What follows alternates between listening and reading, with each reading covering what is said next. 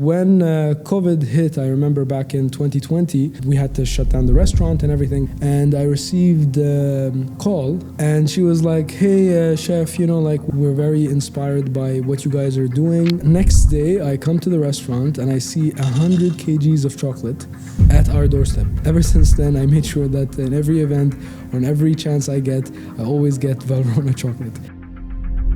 You're sharing the stage with these phenomenal talents. What are you most looking forward to in this evening? Learn from the other chefs and at the same time just have a good time.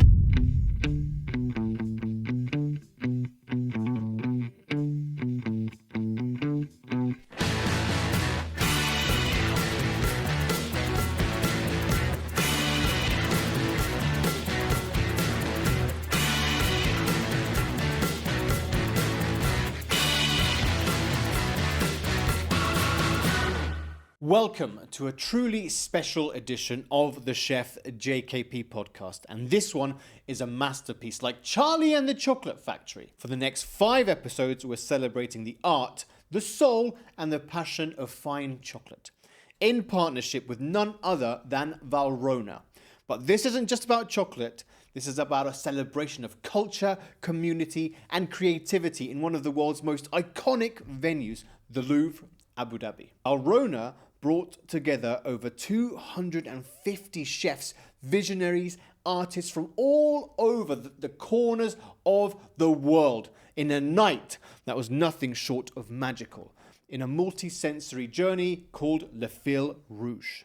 In this series, we'll hear from the chefs who shaped the experience, culinary titans like Rafe Othman, Hadrian Villager, Carmen Rader, Kelvin Chung, Khaled Saadi and Bryce Conan Ferrand, and many, many more as we explore what it means to be part of a global family bound together by craftsmanship, innovation, and the pursuit of pure excellence. So buckle up, taste the moment, and immerse yourself in a story woven by over 100 years of flavor and beautiful chocolate. Time to rock and roll. So Khaled, a very warm welcome to the show.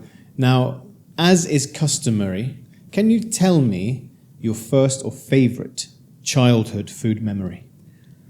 All right. Well, first, before I start, I'd like to say thank you and a huge congrats on the podcast. I mean, I've been, following and listening to some of them, and then I was just thinking to myself, like, man, wouldn't it be, cool to be on it? and then fast forward, and we're at this event, so it's pretty cool, So about that question, I guess for me, the first memory would be when I would go into the kitchen. So basically, in our family, every Friday we gather at my grandma's house. I know that's pretty cliche. You hear this a lot from chefs that, my grandma, whistled and suddenly I had an epiphany.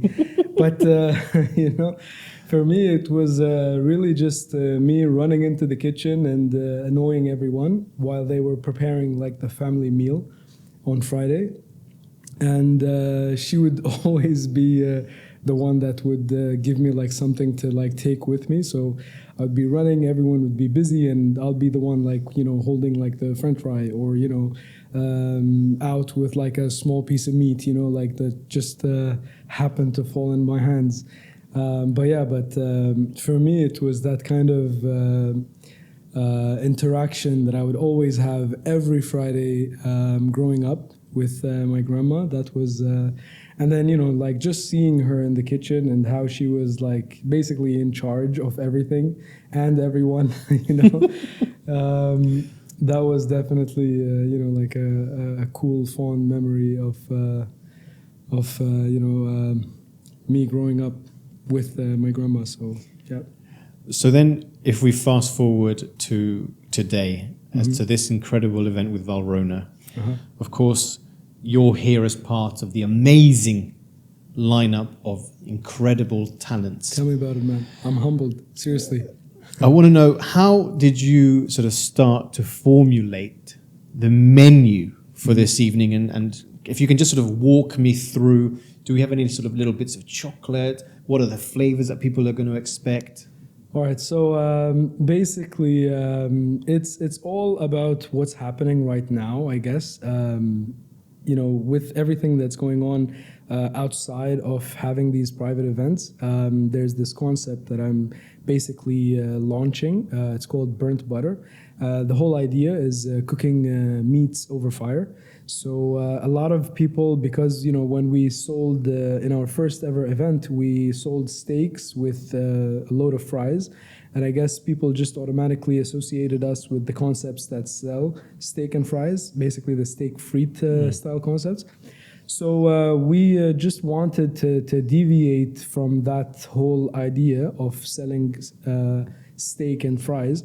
So in every other pop-up, we try to introduce some different cuts of meat and some other proteins as well, including maybe some prawns, fish, and chicken. So basically, taking inspiration from that concept where we cook food over fire, we decided to bring a luxurious cut of meat, basically A5 strip loin for this event. And what we did was to keep it easy and one bite friendly. We basically took inspiration from the nigiri, but then we wanted to season the rice in a way that matched basically the flavor profiles that we normally have in burnt butter. So what you have for this event is basically a rice bowl. It's inspired by both the nigiri and the Korean rice bowls, and it's coated in an Emirati furikake. I don't know if I'm pronouncing it right, but it's an Emirati spice blend with some sesame mix, some local spices, and some finely chopped niri. And then it's topped with caramelized onions and a blowtorched, thinly sliced, almost like shabu shabu style cut, A5 strip loin. And then it's seasoned with smoked salt. So basically, in one bite, you will get the meat, you'll get the rice, and you'll get the seasoning, and you'll get some sweetness from the caramelized onions, and then a little smoky hint from the smoked salt. So we tried to keep it all in one bite. And again, I know that we're not allowed to grill, so we're going to be blowtorching them so that you can still at least catch the flavor of fire. But it sounds like a very technical dish, Khaled. And what I mean by that is that there's lots of sort of things going on, different flavors. You've got sort of the Emirati cuisine sort of coming through, and the burnt sort of. So it sounds quite amazing. How long did it take you to develop this? You'd be surprised, actually. We were just thinking about it from a logistics standpoint, and from the busy schedule that we have. We wanted something that is very, very simple. I have an amazing team working with me. One of my, I would say that he started as like a chef that I was just bouncing ideas with, and I actually finally convinced him to partner up with me in this brand. But he's an amazing chef, worked in many restaurants. His name is Lito. So he used to work with me back when I had my own restaurant. And then he moved into Rocca, where he is currently cooking, I guess. So basically we were just bouncing off some ideas where we wanted to have something that was very easy to prep for and then easy to eat. And we were just like, all right, let's not overthink it. We're just gonna come up with a nice rice bowl. I was thinking about the seasoning side to bring it and make it more Emirati. And then on top of that, we wanted like a very easy to prepare, easy to cook on the pass meat. So we were thinking shabu shabu. So we got that. And then we wanted to intensify the smoky element. In came the smoked salt, and it was it. It took us max, I think, about 30 minutes to come up. Oh, really? But then just lastly, when we wanted to add that nuttiness, this is where the Valrhona part came in, and we actually are going to be using a 70% dark chocolate that is going to be very finely shaved in the end, and that's just gonna add a little bit of nuttiness from the chocolate itself, and that's gonna kind of bring everything together. Beautiful. So we hope that you're able to catch everything in that one bite. I know it's very, optimistic, but we really hope that you are able to at least appreciate the thought process. I know it was 30 minutes, but at least, like that one bite needs to leave you with an impression, and we hope that it's a positive one. Oh, absolutely. But then if it comes to working with Valrhona and partnering up in such an iconic venue, the Louvre Abu Dhabi, and yourself as an Emirati, how proud does it make you that Emirati cuisine is really being pushed outside its boundaries and it's beginning to be celebrated? Because for me, I've been here for 13 years and I've been wanting to push the boundaries of Middle Eastern cuisine, but at the same time, Emirati cuisine, and really push it just the same as you have modern Japanese, modern Spanish, all of these. Yourself, when you're coming up with these concepts, how important is it to really make sure that the nation stands out with its flavors? Very good question. All right, so when we talk about the Emirati menu, let's say the traditional dishes that we grew up with, in the traditional sense, when you're plating them, there isn't really much room there to make it look gourmet if you wanted to follow the traditional way of basically presenting it. Sure. But it's the flavor that really makes us remember that dish. So what we try to do, at least, or myself here, is to make you, with the flavor profile, make you remember the dish that was basically made at home. So if I am able to succeed at that and make you basically familiarize yourself with that Emirati dish that you've had in that traditional restaurant per se, then I have succeeded. And if I haven't, at least it would be the guiding you into the thought process that showed you the inspiration that happened from that dish. So basically, let's talk about one of the most popular Emirati dishes, tharid, for example, which is basically soaked bread in a stew, and it contains normally meat. It can also contain some other proteins, but mainly it's made with a meat stock. But for example, if you are able to take the flavor profiles of that and then transform that into something that can be eaten in one bite, then you've at least succeeded in taking inspiration from that and making it into a canapé that is inspired by that. But if you want to take it into another modernized way to put it on a restaurant's menu, then you're going to have to understand that, okay, so what am I going to do here? Am I going to be taking it from a big pot and just putting it in a bowl for you? Or am I going to construct it in a way that can be plated for an individual? So it's always a challenge, because normally these dishes are made for sharing, because again, Emirati food in its essence is made in a way that is very inviting, very generous in its portions, and it's always made for sharing, you would say. So we don't normally think of making an individual dish, unless it's obviously baked products, like our traditional Emirati breads. So it's always, that challenge to kind of come up with a way that, okay, so I know that this dish is normally made in bulk, and if you're going to be making it from scratch, it's normally going to take you about 6 hours. So if I'm going to be making it in a restaurant, how can I make that possible? So that's the challenge there. And I see a lot of restaurants doing a great job at it. I hope that, again, in any opportunity that I get, I am able to at least make you understand what I'm trying to do with Emirati cuisine. I'm not trying to recreate a dish. I'm only trying to make you familiarize yourself with a classic through the flavor profiles, basically. And about the chocolate part, now there's actually a funny story here.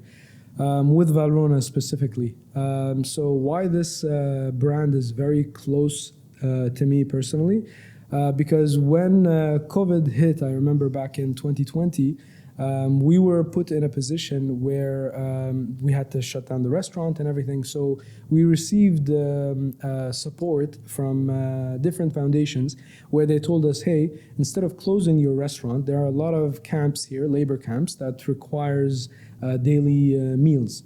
So would you guys be able to at least cook meals? And we will be taking care of receiving those meals from you and distributing them to these labor camps. Funny thing is, I was taking pictures of the daily prep, and we were doing almost around 100. We started from 100, and then we ended up making about 1,000 meals per day. Yeah. Sometimes we even exceeded that number. So it was basically the traditional meals that we would make and like send out to labor camps. It was in Ramadan 2020, and I received a call from Mary Charlotte. And she was like, "Hey, chef, like we're very inspired by what you guys are doing. We're very happy to see that there's a way to give back to the community. We'd like to be a part of it." And I was like, "But like we're making chicken and rice here. Like I don't know. Like, what do you guys have in mind?" She was like, "You're the chef. Figure it out." I was like, "Okay, all right." So I was like, sure, like you guys just do whatever you'd like to contribute with, and we'll try our best to make it to the workers. So next day, I come to the restaurant and I see 100 kgs of chocolate at our doorstep. And I was like, I'm like calling. I was like, "Are you sure this is like the right amount? It's 100 kgs of chocolate." She's like, "Yeah, and let me know if you need more." I'm like, "What? Wow. Like, is this real?" And yeah, she gave us the most premium quality chocolate just as a donation, basically, to give away. And we ended up making like chocolate truffles. And with every box, like we would serve it with like a few of those truffle balls. And yeah, ever since then, I was like, you know what? This is a brand that is, that is a very special brand that was able to at least, like not only take time, but also support us in a way that, like very few other brands did. So ever since then, I made sure that in every event or in every chance I get, I always get Valrhona chocolate. But I think that's amazing also to have such a community that supports such good causes. Yes, it was amazing. And honestly, I would also say this to the people who were in the community. Like I was and still is very, very grateful for all the support that we had. Unfortunately, we had to close the restaurant. Another entity took over the building, so we had to shut down that operation. But throughout the period that we were operating, it was amazing to see what the community was doing, all the events that we had, all the pop-ups that we had with different chefs from the community. It was amazing. And then I got married. And then I had to basically step back from this whole scene for a couple of years. And then, my wife was just, telling me, whatever happened to you being a chef? I was like, you know what? That's a good question, So then I was like, you know what? Let's do something. And that's when I decided to basically come back but come back, with a much more approachable way. And that's where we developed the concept burnt butter. So I wanted it to be a way for me to connect with the community as opposed to the catering gigs that I would normally do, which are generally exclusive to VIPs or brands or government. I never had the opportunity or rarely had the opportunity to connect with people in the community face to face. So that's where I was like, you know what, maybe this concept will help me bridge that gap. And and we've had a few pop-ups so far. We've sold out at every pop-up, and I've been overwhelmed with the support from everyone, honestly, whether it was the chefs community or the people, the foodies in our community. It was an amazing experience. I hope that it continues to be that way. Well, 100%, because look, this event tonight is all about community. Valrhona, 100 years of Valrhona in this incredible, iconic location.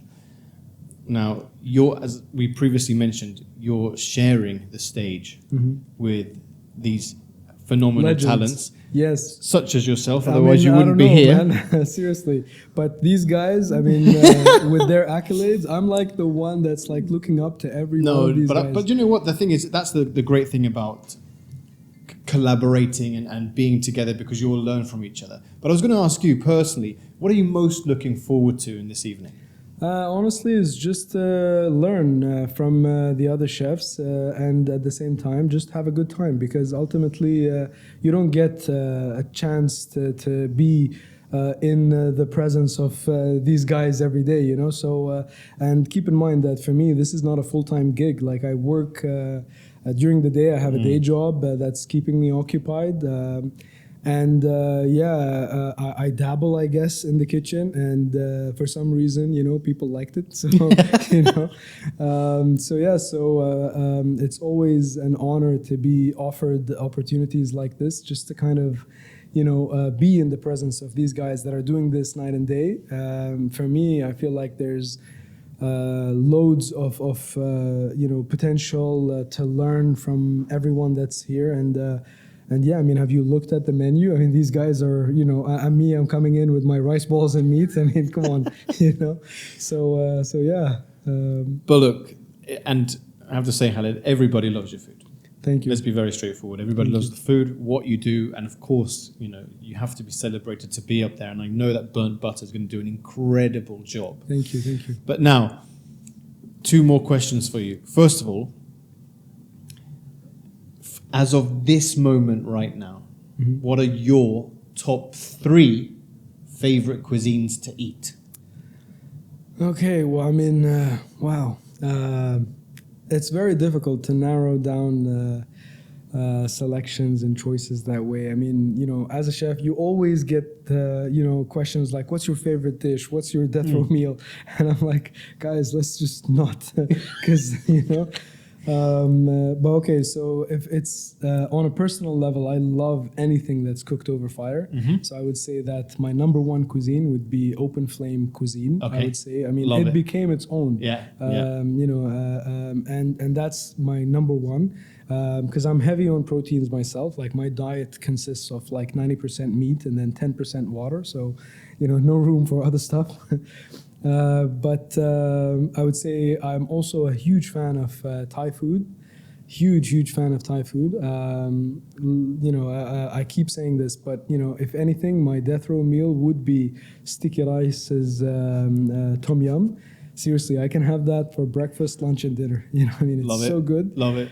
And then third, I would say third cuisine, interesting, Emirati cuisine actually, you know, like I grew up with it and it's the one that, you know, like it always hits, you know, I mean, it's always there. And if anything, I really love, you know, the food that is cooked at home. Right now, my mom is like supervising the food that comes out of the kitchen. And I always get impressed by, you know, the quality and the taste and everything. I mean, you're not there expecting like a gourmet, you know, like presentation, but whatever is put on that plate, you know that you're going to be very, very satisfied with. So yeah, so I would say not just Emirati cuisine, but like our house's food. So yeah, Mom, if you're listening. Yeah. You know, so.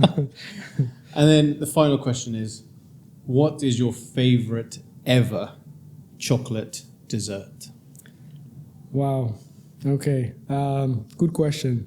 But I have a very, very easy answer for that. My wife makes the best molten chocolate cake. I mean, and the thing is, she's always mixing it up with different, you know, like sauces inside. Like sometimes she'll put like a pistachio sauce inside. Sometimes she'll make it and then put like the dolce chocolate. And, you know, but if anything, I swear, like, my weakness is actually in the pastry section. I mean, I know my way around, but I would say that my wife would definitely kick my ass there. Yeah. So yeah. And even, you know, in many cases when I've had events, I'd basically take care of all the savory elements, and then I'll just rely on her to take care of the sweets. And she always nails it. So I would Love it. definitely say that anything and honestly, she's been making a lot of different stuff lately, and it's very difficult, when you're trying to keep the weight off. but I think in our first ever event, we did a chocolate bread that was made with, I think it was made with the Caramellia chocolate, the Valrhona Caramellia chocolate, we just grilled it. So it became like this moist, warm chocolate cake, and we served it with a vanilla ice cream and salted caramel. Oh my God. Oh my God. Seriously, it was so good. So, but we keep, trying to mix it up. So for bread, for example, we're doing grilled donuts, and we're serving it with Valrhona white chocolate ganache. So we're very excited for you guys to try it. Well, Khaled, look, it's been amazing to have you on behalf of the Chef JKP podcast and Valrhona. All the very best for this evening, because I know you're going to smash it. Thank you. Thank you so much. I'm very much looking forward to tasting the food later. Thank you for having me. Seriously, this is one of those moments, like when you look back and you're like, hey, I made it. So thanks a lot, man. Thank you for having me. Appreciate it. Thank you. Well, I don't know about you, but I thought that was incredible. That's it for today's episode of our Varlhona and Louvre Abu Dhabi special, but we're just getting started. If you felt inspired, if you tasted the passion in every word, then don't forget to hit that subscribe button. Super important. And don't forget to click, share, and subscribe wherever you get your podcasts. Most importantly, don't forget to follow us on Instagram, on the Chef JKP podcast, and Valrhona IMEA to relive those magical moments from the Fil Rouge under that one beautiful dome at the Louvre. So, a massive thank you for Valrhona for putting all of these incredible talents under one phenomenal roof. All that's left for me to say is, food is art, food is culture, and above all, food is memories.